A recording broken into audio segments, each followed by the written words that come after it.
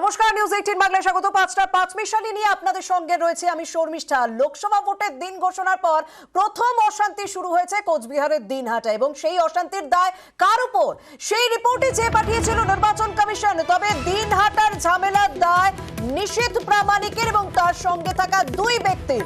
জেলা শাসক কমিশনের কাছে যে রিপোর্টে দিচ্ছে সেই রিপোর্টে এই উল্লেখই করা হয়েছে যে দিনহাটায় ঝামেলার দায় নিশীথের। আর কি উল্লেখ করা হয়েছে এই রিপোর্টে জানাবেন আমাদের প্রতিনিধি সোমনাথ সঙ্গে রয়েছেন। সোমনাথ, দেখো, ইতিমধ্যেই কোচবিহারের জেলা শাসকের তরফে রিপোর্ট এসে পৌঁছেছে রাজ্যের সিও দপ্তরে, এবং সেই রিপোর্টে বেশ কিছু গুরুত্বপূর্ণ বিষয় উল্লেখ করা হয়েছে। যার মধ্যে যেটা গুরুত্বপূর্ণ বিষয়, যে রিপোর্টে বলা হয়েছে যে কেন্দ্রীয় মন্ত্রীর গাড়ি থেকে নেমে দুজন নেমে বসা শুরু করে, এবং তারপরেই হাতাহাতি শুরু হয়। হাতাহাতি থেকে রীতিমতো উত্তেজনার পরিস্থিতি তৈরি হয়, এসডিপিও আহত হন। অর্থাৎ রিপোর্টে প্রথমেই নিশীথ প্রামাণিকের সঙ্গে থাকা ব্যক্তিদের বিরুদ্ধেই দায় চাপানো হয়েছে, এবং রিপোর্টে এটা উল্লেখ করা হয়েছে, যেটা সূত্র মারফত খবর, যে রাজ্যের মন্ত্রী উদয়ন গুহের জন্মদিন ছিল, এবং সেই জন্মদিন উপলক্ষেই মিছিল ছিল। সেই মিছিল চলাকালীন সময় কেন্দ্রীয় মন্ত্রী নিশীথ প্রামাণিক সেই সময় যাচ্ছিলেন, এবং কেন্দ্রীয় মন্ত্রীর গাড়ি থেকে দুজন নেমে পড়েন, এবং তারপরেই শুরু হয় বচসা। ইতিমধ্যেই সেই রিপোর্ট রাজ্যের সিও দপ্তরে এসে পৌঁছেছে। সিও দপ্তর থেকে সেই রিপোর্ট দিল্লি জাতীয় নির্বাচন কমিশনের দপ্তরে পাঠানো হয়েছে। সূত্র মারফত খবর, কমিশন কড়া পদক্ষেপ নিতে চলেছে। তবে কি পদক্ষেপ তা আজ কিছুক্ষণের মধ্যেই স্পষ্ট হয়ে যাবে বলেই মনে করা হচ্ছে। ধন্যবাদ সোমরাজ। দিনহাটায় যে ধুন্ধুমার পরিস্থিতি আপনাদের সামনে তুলে ধরেছিলাম, সেই ঘটনার দায় কার সেই ঘটনা নিয়ে রিপোর্ট যে পাঠিয়েছিল নির্বাচন কমিশন। নির্বাচন কমিশনের কাছে জেলা শাসক যে রিপোর্ট পাঠাচ্ছেন দিল্লিতে, সেই রিপোর্টের ঘটনার দায়, এই ঝামেলার দায় নিশীথ প্রামাণিকের উপরে দেওয়া হয়েছে এবং তার সঙ্গে থাকা দুই ব্যক্তির উপর দেওয়া হয়েছে।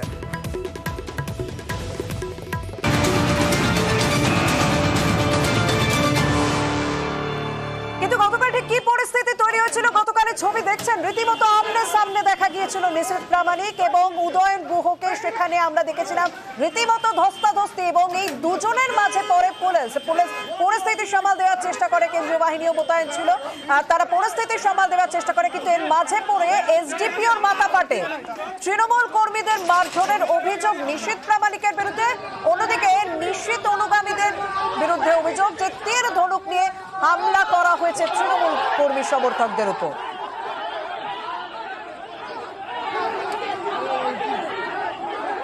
একদিকে নিশীথ প্রামাণিক, অন্যদিকে উদয়ন গুহার মাঝখানে পড়ে পুলিশ, এবং এই সেই ঘটনায় এসডিপিওর মাথা ফাটে সেই ছবি গতকাল ধরা পড়ল।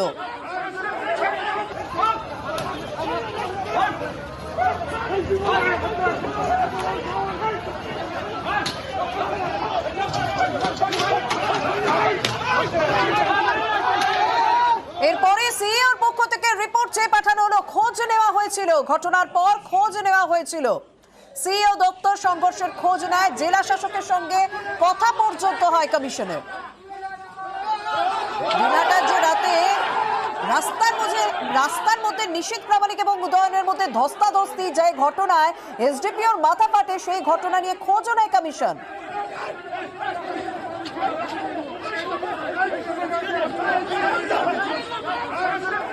আর এই ঘটনার পরে আমরা কি ছবি দেখলাম, ঘটনার পরে দেখলাম যে তৃণমূলের পক্ষ থেকে তারা থানায় পৌঁছে গিয়েছিলেন উদয়ন গুহ এবং জগদীশ বসুনিয়া, অর্থাৎ তৃণমূল কংগ্রেস প্রার্থী, এবং দোষীদের গ্রেপ্তারের দাবিতে থানার বাইরে বিক্ষোভও দেখিয়েছিলেন তৃণমূল কর্মীরা।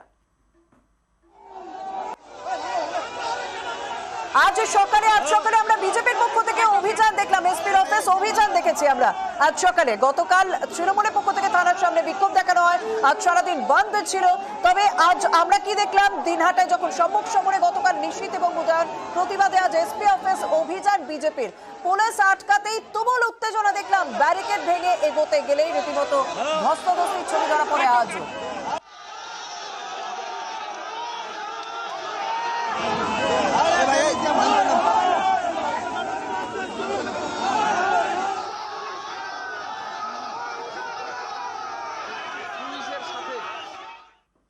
গতকাল এই ঘটনার পর থেকে উদয়ন গুহ একটা কথাই বলে আসছেন যে পূর্ব পরিকল্পনা করে তার উপর হামলা করা হয়েছে, এবং সেই ঘটনা, এই দিনহাটার ঘটনা যে পূর্ব পরিকল্পিত। উদয়নের যে বক্তব্য, সেই বক্তব্যে হাতিয়ার করেছেন বিজেপি নেতার পোস্টকে।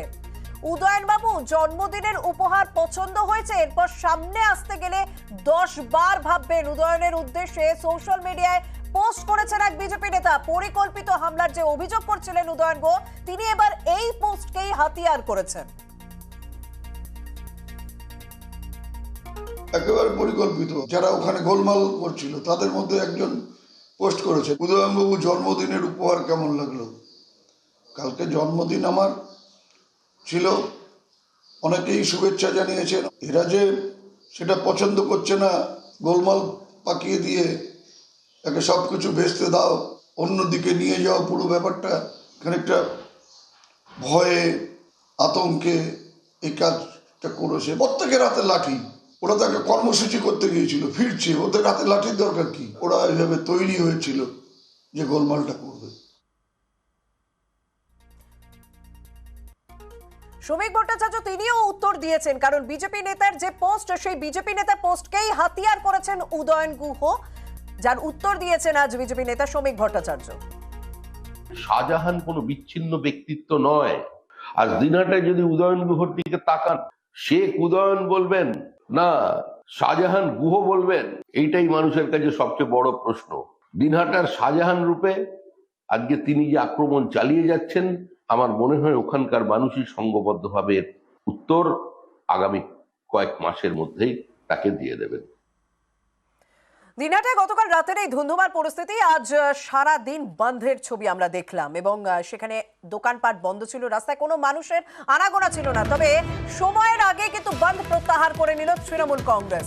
সকাল থেকে থমথমে ছিল এলাকা, দোকানপাট বন্ধ, রাস্তায় সাধারণের দেখা পর্যন্ত নেই বললেই চলে। সকাল থেকে দিনহাটায় পুলিশে টহল ছিল, তবে সময়ের আগেই প্রত্যাহার করা হলো।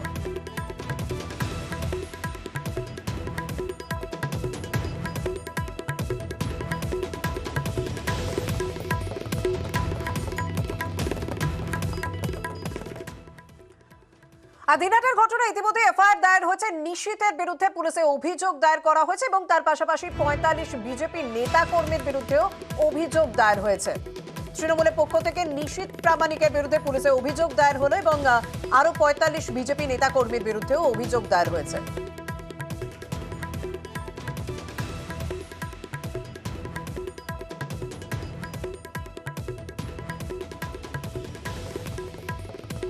দেখুন, এটাই হচ্ছে পশ্চিমবঙ্গের পুলিশ প্রশাসন। মারামারি করলে হচ্ছে তৃণমূলের লোকেরা।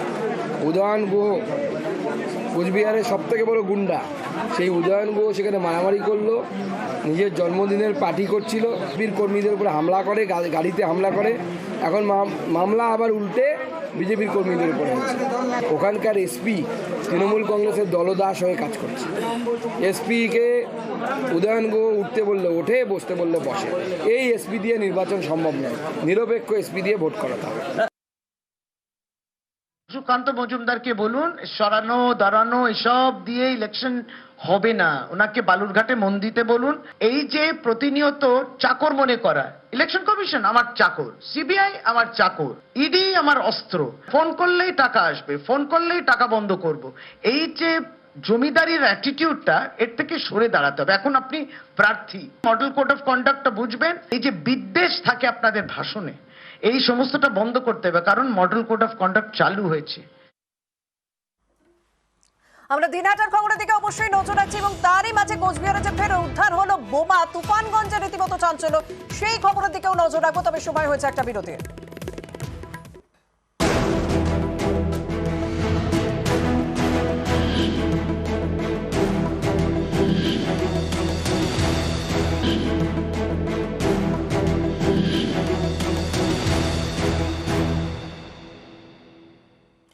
দিনহাটার যে গতকাল থেকে ধুন্ধুমার পরিস্থিতি, ঠিক কি কি ঘটলো, কখন কখন পরিস্থিতি উত্তপ্ত হলো, কে কোথায় গেল, তার একটা টাইমলাইন আপনাদের জন্য।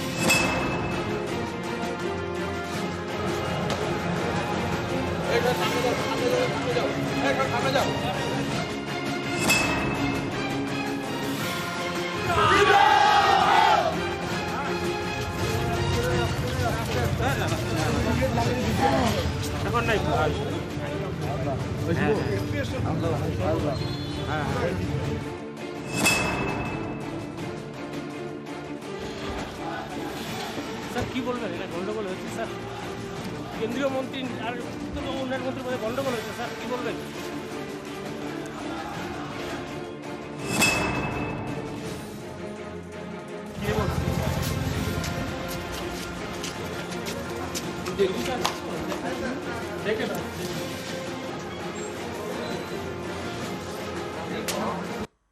দিনহাটায় যখন এরকম পরিস্থিতি তখন কোচবিহারে এরই মধ্যে বোমা উদ্ধারের ঘটনা ঘটলো এবং তা তুফানগঞ্জে।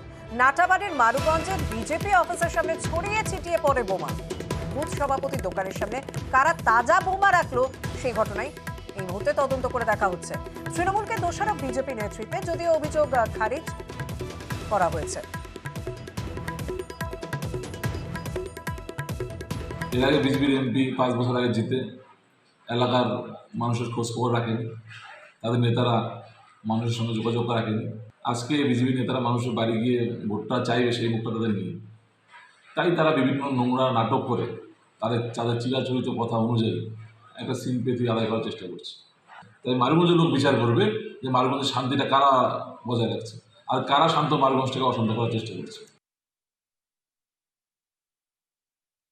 বুথ সভাপতির দোকানে বম মেরে দুষ্কৃতীরা পালিয়ে যায়। তারপরে 1 ঘন্টা পরে আবার আমাদের পার্টি অফিসে একটা বম মারে। এইভাবে দুষ্কৃতীরা ভোট আসছে যেন সাধারণ মানুষ ভোট না দিতে পারে এই প্রকল্প চালিয়ে যাচ্ছে। মারুগঞ্জের টিএমসির হারমাত বাহিনী কালকে সারা রাত পুরো মারুগঞ্জ অঞ্চলে দাপিয়ে বেরিয়েছে যেন বিজেপির লোক ঘর থেকে বেরোতে না পারে, ভোট প্রচার যেন না করতে পারে। অভিষেকের ইডি তলবে বা স্থগিতাদেশ দিল সুপ্রিম কোর্ট। 10ই জুলাই পর্যন্ত অভিষেকের তলব করা যাবে না। দিল্লিতে অভিষেকের ইডি তলবে স্থগিতাদেশ সুপ্রিম কোর্টের।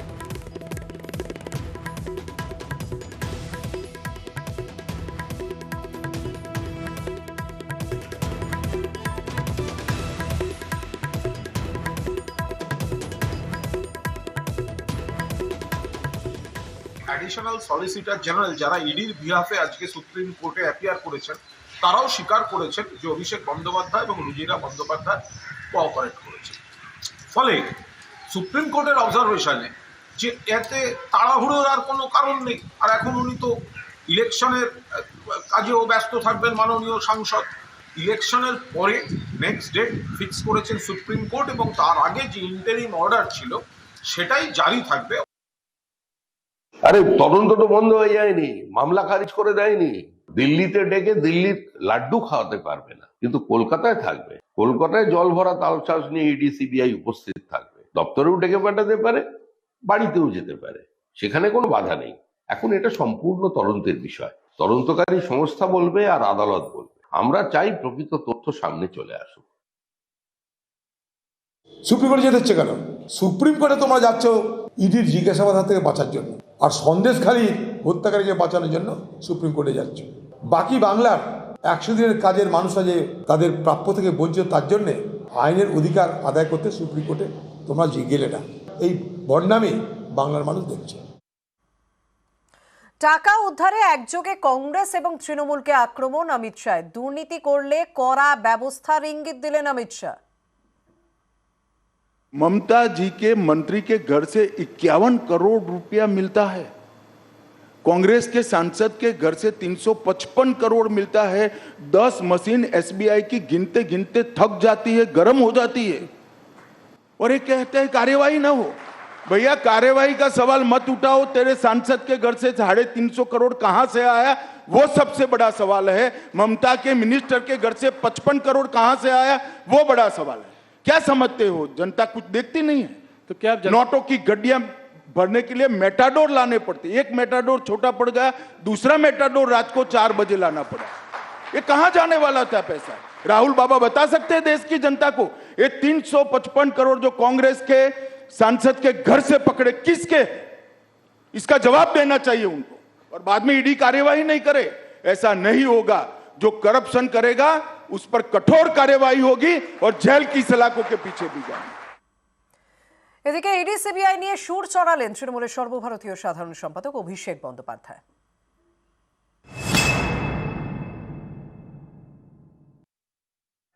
বিজেপির উদ্দেশ্য মানুষকে ভুল বুঝিয়ে তৃণমূল কংগ্রেসকে সাংগঠনিকভাবে দুর্বল করা। তাই জন্য কথায় কথায় সবার বাড়িতে ইডি আর সিবিআই। আরে আপনি তো ইডি সিবিআই পাঠিয়েছেন, আপনি পাঠান, আপনার ইডি সিবিআই কাঁচকলা করেছে আর বাংলার মানুষের কাজ করবে। যত ইডি সিবিআই পাঠাবেন মানুষের লড়াইয়ের মানসিকতা আরো তীব্রতর হবে। সন্দেশখালী নিয়ে তৃণমূলের সমালোচনা সার, বাংলার মা বোনেদের উপর অত্যাচার হয়েছে, অত্যাচারের প্রতিফলন ভোটে পড়বে দাবি সার। एक महिला मुख्यमंत्री के शासन में जिस तरह से संदेश खाली में सालों तक बहनों माताओं पर अत्याचार होते रहे और उनके पार्टी के नेताओं के द्वारा होते रहे, सुप्रीम कोर्ट और हाई कोर्ट को दखल करने पड़ते, तब जाकर अरेस्ट करते हैं। शर्म आनी चाहिए। उन पर आपके पार्टी के नेता अत्याचार करे, आप उनको अरेस्ट नहीं कर रहे हो, और हाई कोर्ट ने ऑर्डर करने पड़ते हैं। बंगाल की जनता ये सब जानती है।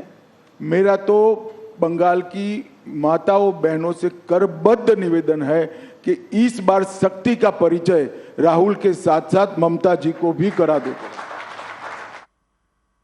সন্দেশখালী নিয়ে বিরোধীদের বিরুদ্ধে রাজনীতির অভিযোগ অভিষেকের।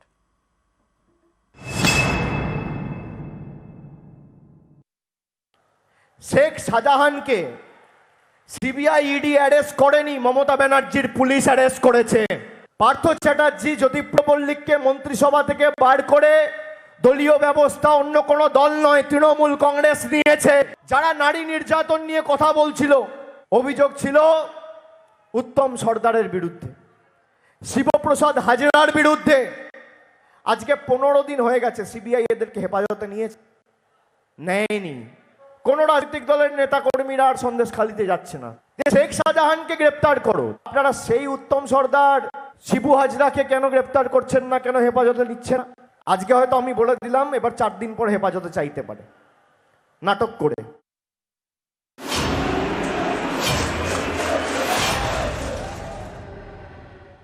এবার একটু প্রচারের ছবি দেখাই। আরামবাগ লোকসভা কেন্দ্রের তৃণমূল কংগ্রেস প্রার্থী মিতালি বাগ, তিনি আজ বাড়ি বাড়ি গিয়ে সাধারণের সঙ্গে কথা বলেন। বৃষ্টি ভেজা দুপুরে গোঘাটের ভুরকুন্ডা এলাকায় ভোট প্রচারে দেখা গেল মিতালিকে। প্রচার শুরুর আগে প্রথমে শালিকোনা এলাকায় রাম সীতা মন্দিরে পুজো দেন।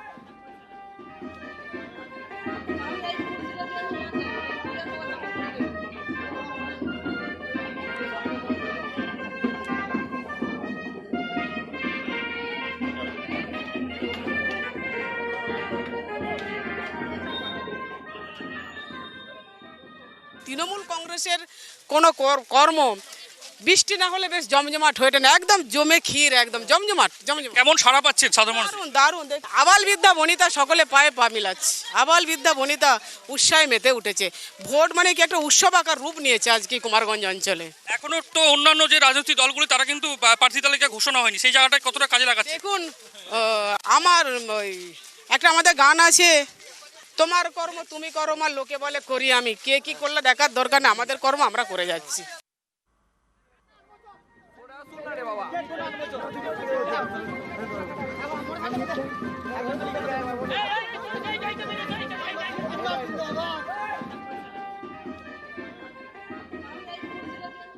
ইসলামপুরের রামগঞ্জে হুড খোলা গাড়িতে প্রচারে রায়গঞ্জ লোকসভা তৃণমূল কংগ্রেস প্রার্থী কৃষ্ণ কল্যাণী, সঙ্গে ছিলেন ইসলামপুরের বিধায়ক আব্দুল করিম চৌধুরী এবং তৃণমূলের জেলা সভাপতি কানাইয়ালাল আগরওয়াল।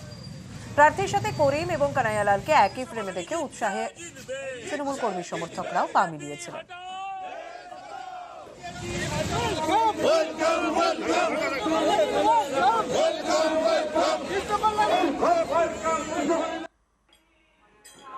হুগলিতে লকেটের প্রচার, পান্ডুয়ার বৃষ্টিতে প্রচারে বিঘ্ন। কিছুক্ষণ প্রচারের পর পার্টি অফিসে কার্যকর্তাদের সঙ্গে বৈঠক করেন লকেট।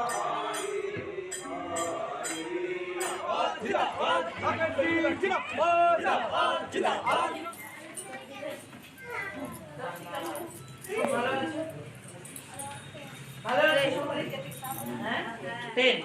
Good. Handshake.